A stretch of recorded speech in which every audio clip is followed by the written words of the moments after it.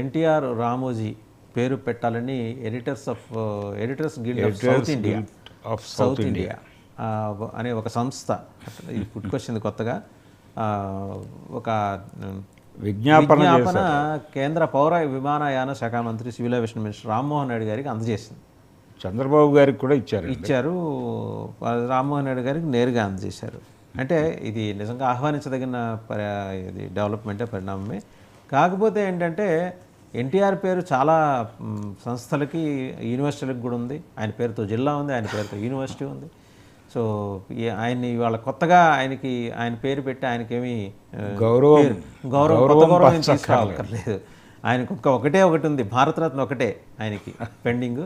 మరి రామోజీ గారి పేరు ఎందుకు ఇంక్లూడ్ చేశారంటే పత్రికా రంగానికి విశేషంగా కృషి చేశారు. నేనేది ఏంటంటే రామోజీ గారి కన్నా పూర్వమే తెలుగు నేలకి ఖ్యాతి తీసుకొచ్చిన గుర్రం జాషువా గారు, నవయుగ వైతాళికుడు, అవును, విశ్వనాథ సత్యనారాయణ గారు లాంటి మహానుభావుడు ఆయన కాలికి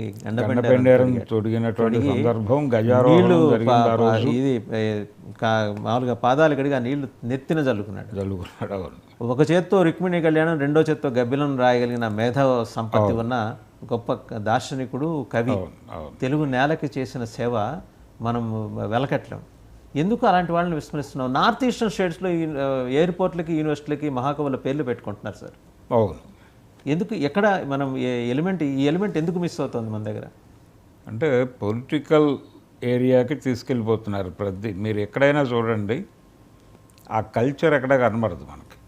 కొంచెం అంటే దాని నుంచి ఒక ధోరణిలో ఈయన గద్దర్ పురస్కారాలు అనే పద్ధతిలో రేవంత్ రెడ్డి గారు ఈ మధ్య మాట్లాడటం విని దాని మీద కూడా రకరకాల చర్చలు జరుగుతున్నాయి అనుకోండి, అది వేరే గొడవ.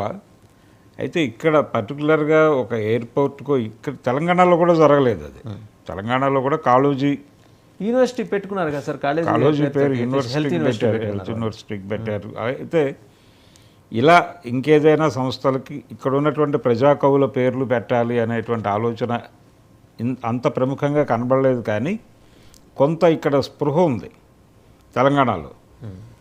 ఆంధ్రాలో అసలు ఆ స్పృహ కూడా కనబడటం లేదు అనడానికి ఇప్పుడు ఇదే ఉదాహరణ. ఈ editors guild of south India అనేది ఏదైతే ఉందో, ఈ ప్రకటన చేసి ఈ విజ్ఞాపన పట్టుకెళ్ళి రామ్మోహన్ నాయుడుకి కావచ్చు, చంద్రబాబు నాయుడు గారికి కావచ్చు ఇచ్చారు. అయితే ఈ సంస్థకి ఈ ఆలోచన రేపింది ఎవరు అనే యాంగిల్లోకి వెడితే ఇది తెలుగుదేశం పార్టీయే వాళ్ళతో చెప్పి ఈ డిమాండ్ వచ్చేలాగా చేసి ఒరిజినల్గా రామోజీరావు గారి పేరు పెట్టాలి అనేటువంటి ఆలోచనతో మొదలైనటువంటి ప్రోగ్రాం అయి ఉండొచ్చు ఇది నా ఉద్దేశంలో. రామోజీరావు గారి పేరే పెట్టాలి సీరియస్గా అనే కార్యక్రమంతో మొదలై ఎన్టీఆర్ పేరు జోడిస్తే బాగుంటుంది అనే ఉద్దేశంతో జోడించారు. దీని మీద ఒక చర్చ జరుగుతోంది. అంటే సోషల్ మీడియాలో దీని మీద జరుగుతున్నటువంటి చర్చలు ఏంటంటే ప్రధానంగా ఎన్టీఆర్ రామోజీ వాళ్ళ మధ్య ఉన్నటువంటి సంబంధాల మీద ఒక చర్చ జరుగుతోంది ఇప్పుడు. అందులో వాళ్ళిద్దరూ దాదాపు అంటే రామారావు గారు చనిపోవడానికి ముందు చాలా సీరియస్ క్రిటిసిజం నడిచింది ఇద్దరి మధ్య. ఆయన చంద్రబాబును భుజాన వేసుకుని ముందుకు తీసుకెళ్ళాడని ఈయన, లేదు రాష్ట్రాన్ని అంధకారంలోకి నెట్టేసే విధానాలతో ఎన్టీ రామారావు గారి పరిపాలన నడుస్తోంది, అందువలన రాష్ట్రాన్ని కాపాడటం కోసం తాను ఈ కార్యక్రమంలో ఏదో మేరకు సహకరించాల్సినటువంటి అనివార్యత ఏర్పడిందని ఆయన. వీళ్ళిద్దరి మధ్య ఒక సీరియస్ గొడవ అయితే జరిగిన మాట వాస్తవం. అలాగే చాలా సందర్భాల్లో ఎన్టీఆర్ పట్ల రామోజీరావు గారు క్రిటికల్గా వ్యవహరించారు, రామోజీరావు గారి పట్ల ఎన్టీఆర్ కూడా అంతే క్రిటికల్గా వ్యవహరించినటువంటి అనేక సందర్భాలు ఉన్నాయి. ఒక దశలో అంటే తెలుగుదేశం పార్టీ మొదటిసారి అధికారంలోకి వచ్చినప్పుడు తెలుగుదేశం పార్టీ అధికారంలోకి వచ్చింది, తెలుగుదేశం పార్టీ సూపర్ హిట్ అని చెప్పి వాళ్ళు బ్యానర్ పెట్టారు ఆ రోజు ఈనాడు. అంతకుముందు రామారావు గారి ఎక్కడ ఆయన స్నానాలు చేసినటువంటి ఫోటోలు ఇవన్నీ సర్క్యులేట్ చేసి జనంలోకి విస్తృతంగా ఆ పార్టీని తీసుకెళ్లడంలో ఈనాడు పాత్ర ఉంది.